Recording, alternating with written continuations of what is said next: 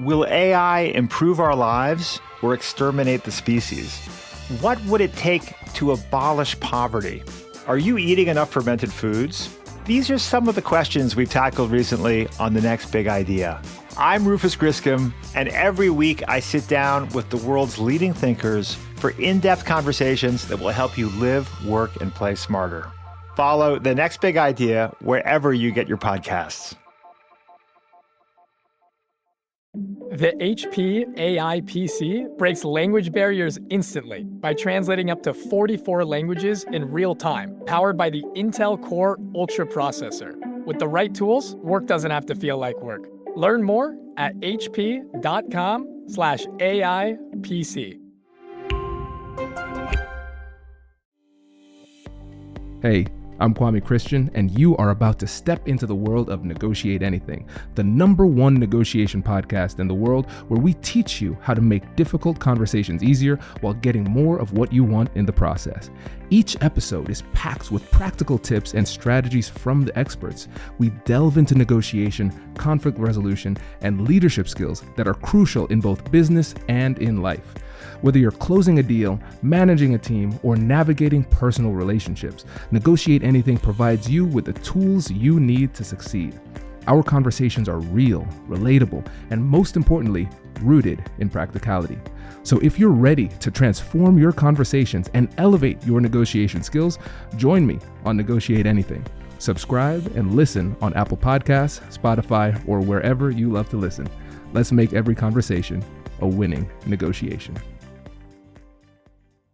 Hey everyone, it's Kwame Christian, host of Negotiate Anything, asking you to please do not skip forward because this is not a commercial. Okay, I've got something for you. So we want to hear from you, our incredible listeners, because your feedback is super helpful in making the show even better. We've created a quick and fun form to get to know you, and this is your chance to make the show even closer to what you love. And here's the best part. If you fill out the form before December 31st, 2024, you'll be entered into a raffle to win a signed copy of my book delivered straight to your door. It only takes a few minutes, and your input will help to shape the future of Negotiate Anything. Find the form in the description of this episode, and we'll announce the winner in January. Who knows? It might be you. Thanks for helping us to make the show even better and even more connected to you. Good luck in the raffle. Ed, thanks for joining us today. My pleasure. Yeah, it's great to have you. I've loved your work for a long time now, so it's good to have you on the show. Well, it's nice to be had. Yeah. Could you tell the listeners a little bit about yourself and what you do? I am a negotiation expert. I've been doing this for 32 years, this being speaking and writing on the art of negotiation. My book is called Negotiation Boot Camp, bestseller. It's still selling well after being out for a number of years. It's in the 3rd edition, and I've appeared on PBS, ABC National News, Fox News, Inside Edition, Fortune Business Report, and other TV shows as a negotiation guru. My clients include many of the Fortune 500, and I've spoken all over the world. That is fantastic. Yes, we are very glad to have you here. And today we are going to tackle one of the topics that listeners ask about a lot, and that is how to make sure that you get the best deal. And as I was rereading your notes for the umpteenth time from the Negotiation Bootcamp book, a book that I strongly recommend for all the listeners, that is required reading for this show. There you have a lot of great tips and tactics and strategies that people could use when it comes to making sure that you get the best deal. And one of the things that I wanted to focus on was first, talking about how great negotiators challenge everything, and then also knowing when to walk away. So in the book, when you talk about great negotiators challenging everything, what do you mean by that? Well, I created a term about 20 years ago that I call negotiation consciousness. And all good negotiators have high negotiation consciousness, which means two things. It means that they are assertive and they challenge everything. Now, being assertive means asking for what you need, what you want. And that may sound simplistic, but it really isn't, because so many people are afraid to just ask for what they want and say, this is what I want, either in a negotiation or in life itself. You know, how many people are conscious about what it is they want from life? So having high negotiation consciousness means that you're not afraid to put it out there. This is what I want. Now, challenging everything means that you don't just accept what the world throws at you. And this is, to me, this is the core of negotiation. That is that negotiators believe that everything is negotiable. I get asked all the time. These people say, "Well, Ed, do you really mean that? Do you really mean that everything is negotiable?" And the answer is yes. You have to be willing to challenge what the world throws at you. Now, there are two types of situations that I'm talking about. First one is, for example, when you're driving along in a car and the light turns from green to red. Now, what do? You should stop. Yeah, now there's a situation where you don't want to challenge what is being asked of you. Right. Because you could die very easily. So there are some situations where you're better off not challenging what the world expects. But there are other situations where either a person or a group or an ideology is demanding that you behave in a certain way. And in that situation, to be a negotiator means you have to be willing to challenge what people say. So can I give you an example? Absolutely. I was flying back from Europe, going from Paris to San Francisco. And my flight, I had to stop in Chicago. My flight from Paris arrived in Chicago at 8 p.m. My connecting flight left at 9 p.m. Well, the flight from Paris was late. We got in at about 10 after 9. So I went directly to the airline's help desk, and I said, what do I do? I think I missed my flight at 9 o'clock. And they said, yeah, you'll have to stay over because this is our last flight of the night, and you'll have to take the flight in the morning. And I said, are you sure about that? And the fellow said, yes, the flight left. I said, would you do me a favor? Would you please check that again? And he checked, and he says, oh, wait a minute, the flight hasn't left yet. Now, he didn't tell me that in the first place, but because I challenged him, he looked it up again. He said, oh, yeah, wait, the flight hasn't left. However, he said, you're not going to get on that flight because it's fully booked. Now, what would you do? I know, given the prompting of this subject, I should say I would challenge whether or not it was actually full. Fully booked and actually full are two different things. Well, I just decided I didn't believe anything this guy told me. So I got to have a little train in Chicago between, from one terminal to another. I got on the train. I ran out to the terminal where the flight for San Francisco was leaving. Sure enough, it had not left. And contrary to what he had told me, I not only got on the flight, I got a first-class seat. Oh, wow. Now, if I had listened to him, I would have been in a hotel, spent the night in Chicago, Right. This, to me, is a wonderful example of things that happen to me all the time, where people say you have to do it this way, or you can't do this, or you can't do that. And I have gotten into the habit of challenging everything that is thrown at me if I don't agree with it. Right. This is a brilliant example because it highlights a couple of things. First of all, it highlights the fact that reality isn't always what it seems, so you should challenge it to test the reality that's presented to you. The second thing is that when it comes to these situations and when you find yourself challenging that reality or challenging the person in front of you, challenging their position, you can do it in a way that is non-confrontational. And I think that's one of the most brilliant points that you made in the book, because there's a difference between being assertive and being aggressive. And you were able to handle that situation in a way that was respectful, but made it abundantly clear to both people in this situation that reality, as it was previously stated, was incorrect. The point I'm making is that in this type of situation, you're defending yourself. It's not that you're being aggressive and attacking someone. You're attempting to find out whether what they're telling you is true or whether what they're telling you applies to you. Mm-hmm. And I'll give you another example. I was being hired as a speaker for a very large corporation.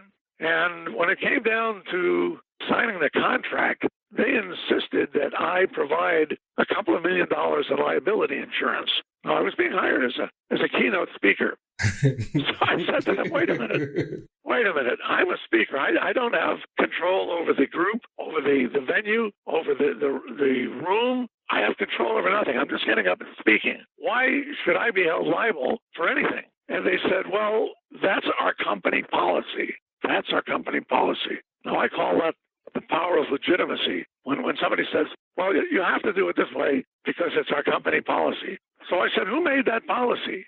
And the answer was, well, that's our legal department. They insist on that. I said, fine. Where's the legal department? They didn't know. So I did my own research. I found out where their legal department was. It happened to have been in another state. I found out who was in charge. I called the head of the legal department and I said, look, here's the situation. What do you want me to do? And she said to me, you're absolutely right. She said, this doesn't apply to you. Now, if I had not been assertive and I hadn't challenged what was, I would have had to take out an insurance policy. But the whole thing was ridiculous. And it was only because I was willing to challenge it that I prevented it becoming an obstacle in my life. Right.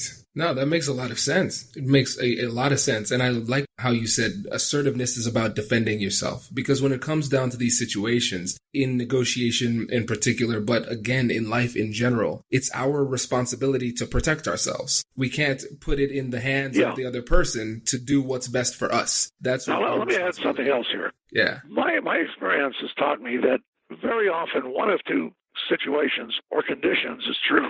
The first thing is that the person I'm talking to doesn't know what they're talking about. And that happens a lot. Yeah. And it's become more frequent. This is a fact. It happens all the time. People I'm dealing with really don't know what they're talking about. They mean well, but they don't know what they're talking about. Now, an interesting example of that, I was in Japan, and I love Japan. I love the Japanese people, but they have a kind of a cultural thing in Japan that if you ask somebody a question, it's impolite to say, I don't know.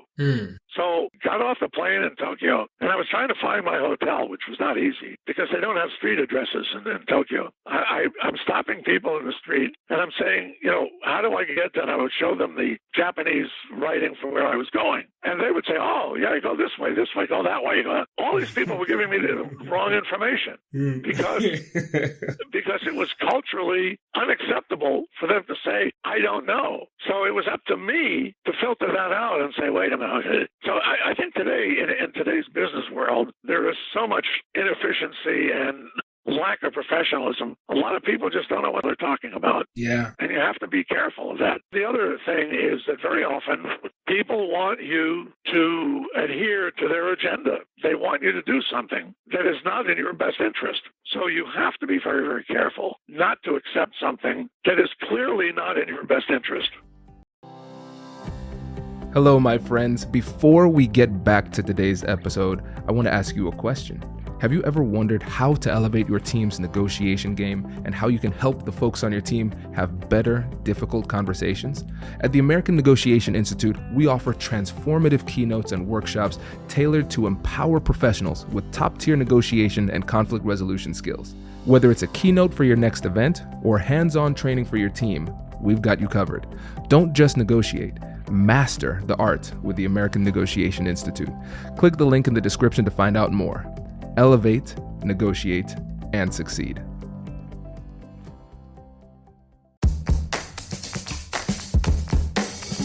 Hey you, I'm Andrew Seaman. Do you want a new job?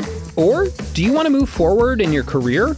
Well, you should listen to my weekly show called Get Hired with Andrew Seaman. We talk about it all, and it's waiting for you, yes you, wherever you get your podcasts. Introducing the HP AI PC, your powerful AI assistant. Easily search through personal files, gain valuable insights, and make smarter, more informed business decisions. Unlock the future of work today with the HP AI PC, powered by the Intel Core Ultra processor. With the right tools, work doesn't have to feel like work. Learn more at hp.com/AIPC.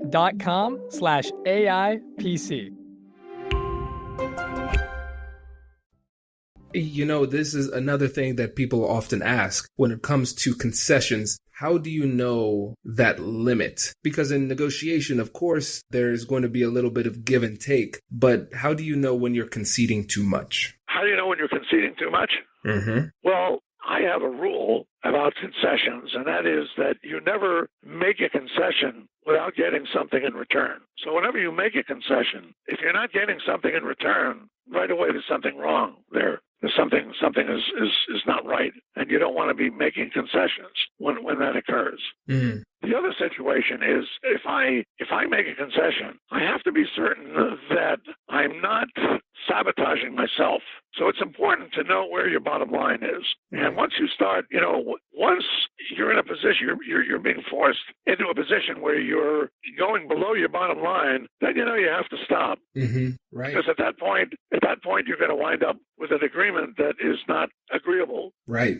One thing that I always tell my clients is that you want to concede according to plan. And so this means you have a concession strategy going into it. And really, to speaking directly to your point, where you understand that you have a bottom line, a position that you cannot go below. And if you give one massive concession that takes you right up to your bottom line immediately in a negotiation, then you have nowhere else to go. You have no place to maneuver at that point. And so it's important to concede incrementally. Because, like you said, you concede in order to get something. You have to get those reciprocal concessions. But if you just give one big one, now you don't have any more bargaining chips. Well, you brought up a very good point, and that is that you really should know going into the negotiation what you're willing to concede and what you're not willing to concede. And that's a good way to prevent yourself from making a mistake. So you should know that, all right, these are the things that I'm willing to give away, and these are the things that I'm not willing to give away. That's part of your preparation. Right, exactly. And now, on the flip side, when it comes to defensive strategies, let's say they're negotiating against somebody who went through your negotiation boot camp, and so they are set on not conceding without getting something in return. How do we defend ourselves when we are feeling the pressure from the other side to make a reciprocal concession? Well, there's nothing wrong with that. In fact, it's a way that you can find a win-win agreement. If when you start to identify what it is that's important to the other side, that's how you find clues for answering the question, what constitutes a win-win? Absolutely. So if you say to me, Ed, I'll do X for you if you do Y for me, that may be the optimum agreement for us. Right. That makes sense. That makes a lot of sense. Now, would you suggest being explicit about the fact that this concession is contingent upon receiving something in return? Oh, absolutely. Absolutely. If you say to me, Ed, I want the following concession from you. So what I have to say to you is, well, if I give you that concession, will you give me such and such concession? So you make a trial close out of it. I love that. Yeah, that's a brilliant point. That is a brilliant point, because this is something that a lot of negotiators struggle with when it comes to the horse trading aspect of it, when we're going back and forth making concessions and trying to make these deals, how to do it in a way that doesn't concede too much value. If you don't do that, if you don't say, if I give you this, will you give me that? If you don't do that, you're really negotiating against yourself. Because I ask you for a concession. And you say, okay, Ed, you can have this concession. So what am I going to do then? I'm going to ask you for another concession and another concession. But as soon as you say to me, wait a minute, if I give you this concession, will you give me that concession? Now you're getting something, you're getting something out of it, and you're preventing me from ramping up and asking you for all kinds of things. Exactly. And also, if you can do this correctly and implement a little bit of creativity in the process, giving a concession doesn't necessarily mean that you're losing value. It could be something that simply creates value for the other side without causing much damage to your position. Well, there we have to get into a definition of what a concession is and how a concession should be made. The purpose of a concession is to give a sense of satisfaction to the other party. So it might not even be a significant concession that you make. It might be something really small, but if they have a sense of satisfaction, it will make them feel that they are a winner in the negotiation. Right. Oh, this is great. And this brings up another point that people ask about when it comes to apologies in negotiation, because like you said, it gives people a sense of satisfaction. So what is your take on apologizing in a negotiation if the other side feels as though a mistake was made or it feels as though they've been slighted in some way? Well, it's a double-edged sword. I mean, if you made a mistake, I think it's important to fess up. But I also believe that very often people will be overly apologetic and say, oh, I'm so sorry. I wish I could do it. I can't. No, you have to show confidence in your position. You have to behave in a way that what you're doing makes sense. So you can't always be apologizing. It's one thing if you make a mistake. But otherwise, if you're a seller, for example, you don't want to apologize for your price. You don't want to say, gee, I know my price is too high. I'm sorry. Forget that. Your price is not too high. You're not sorry. What you want to do is justify it. Say, this is the reason why my price is high. Right. Now that makes sense. And I think that is a perfect opportunity to talk about the distinction between sympathy and empathy. With sympathy, you feel bad about a person's situation and you feel compelled to do something to change their situation, to improve their position. With empathy, you understand how they are feeling. And so it doesn't have that emotional burden upon you that makes you want to adjust your position as a result of that feeling. And I think that you can add that layer onto whether or not an apology is appropriate and to what degree. Well, now you're getting into the psychological implications of a negotiation. I think that what many people lose sight of is that in every negotiation, there are really two negotiations. There's the one that you have with the other party, and then there's a negotiation that you have with yourself.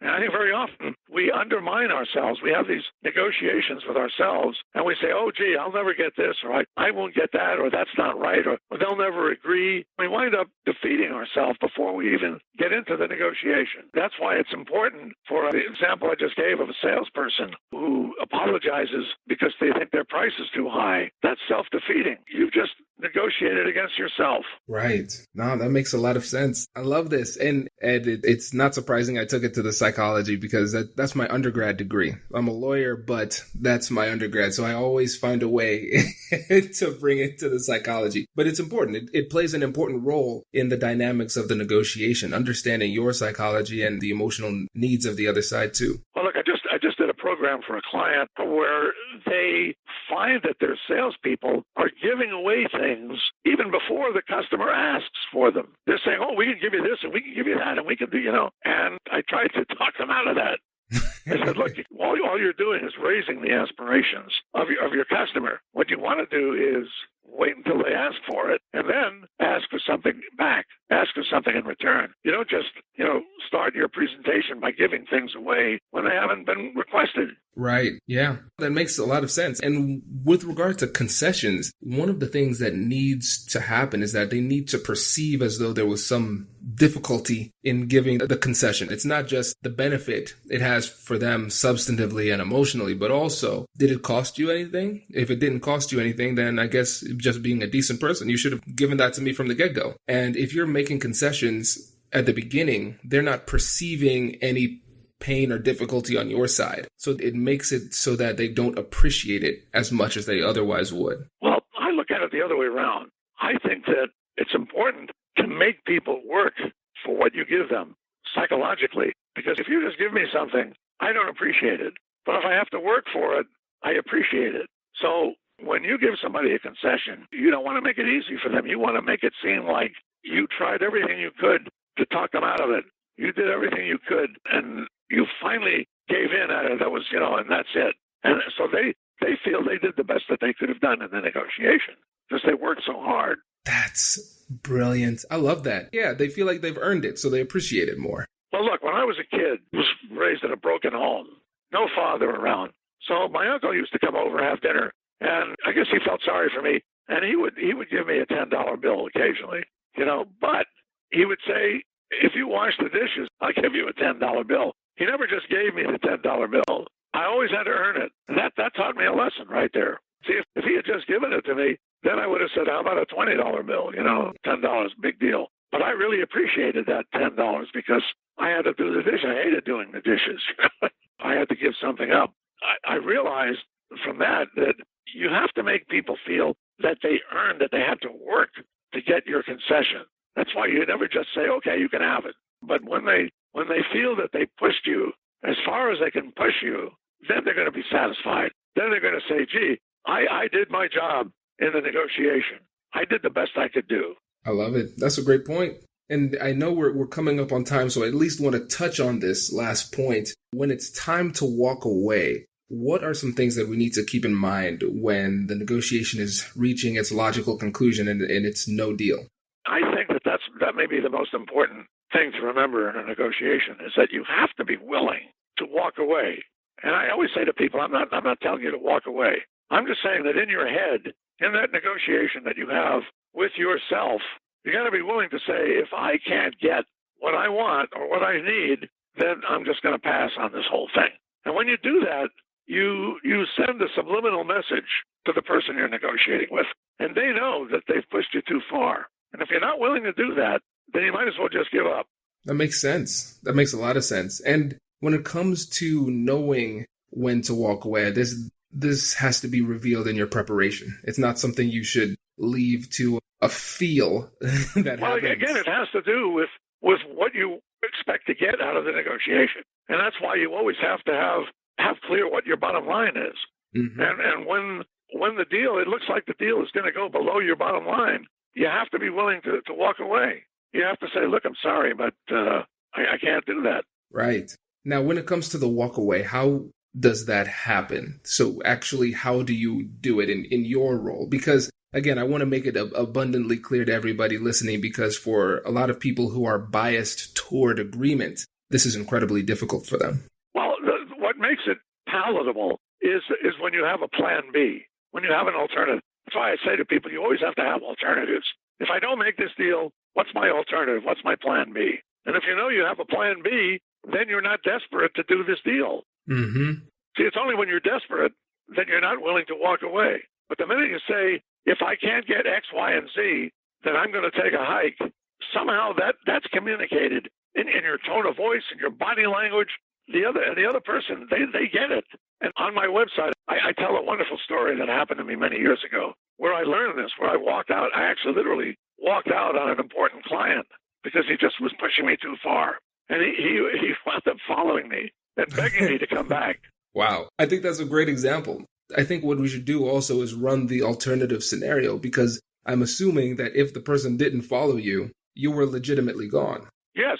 Oh, well, that's the thing. You have to back it up. Mm-hmm. You know, if I had come back in again, I would have had no credibility at all. Right. So once you make that statement, you have to back it up. You have to be willing to back it up. Exactly. And the reason you can do that is because you know, if I don't get this deal, I have another deal I can get. Right. If I'm buying a house, I love this house. It's my dream house. But if I can't get it at the deal, at the price that I want, I'll find another dream house.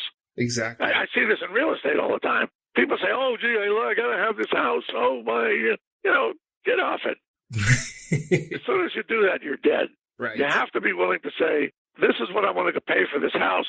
Any more than that, thanks a lot, but I'm walking. Right. I was just watching, do you remember the show Breaking Bad? Oh, I love that show. Yes. Yeah. I was just watching an old episode of that where that's exactly what happened. She offers this guy $879,000. They want to buy his car wash, and he won't accept it. And then he discovers that he has to make the deal. And he calls her back, and she says, well, now it's $800,000. I'll only give you $800,000. That's it. And she hangs up on him. Mm-hmm. And sure enough, he calls back and takes the deal. Yep. Right. Yeah, it's tough when you don't have options. Then you have to go with it. But if you do, then it makes it an easier calculation. And I think that's one of the things that makes it so tough for people, because they look at it as an act of gamesmanship. When should I pretend to walk away? There's no pretending. If you are pulling that trigger, the deal is done, unless they adjust. And that's it. That's right. Right. Perfect. This is great. I really appreciate this. I think this is going to be very valuable for the audience. But before you go, I'd like you to remind them about who you are, what you do, and how they can keep in touch with you. Okay. I am the author of Negotiation Bootcamp. That's 3 words. Negotiation Bootcamp. They can get it on Amazon. My website is brodow.com. That's my last name, www.brodow.com. I invite everyone to visit, read my articles, and hopefully they'll get something out of it. Fantastic. Well, Ed, thank you again for coming on the show. We really appreciate it. Thank you for having me as your guest. My pleasure. Wait. Now, before you sign off, I have something to tell you that I've never told you before. Just kidding. I've told you before, but you should listen to it again. I want you to know about Negotiate Anything Premium. Imagine all of the things that you love about our traditional feed, plus so much more. I know you like our traditional feed because you're at the end of the episode. And with Negotiate Anything Premium, you'll get more bonus content you've been asking for, more of the expert insights that you can't get anywhere else, and more exclusive behind-the-scenes access into every conversation. Are you ready to get more of what you want out of your life, career, and every conversation? With Negotiate Anything Premium, you'll have access to more high-level, custom-designed content and insights, giving you the tools you need to negotiate higher salaries, better deals, and better relationships in your life and career. Once I had a listener share that Negotiate Anything helped her to negotiate a $53,000 raise. Could this be you? What would that mean for your life? I've seen firsthand the impact this model has had on my life and the lives of my corporate clients, and I am confident that it can do the same for you. Are you ready to negotiate more of the best things in life? Click the link in the show notes to learn more. I'll catch you later.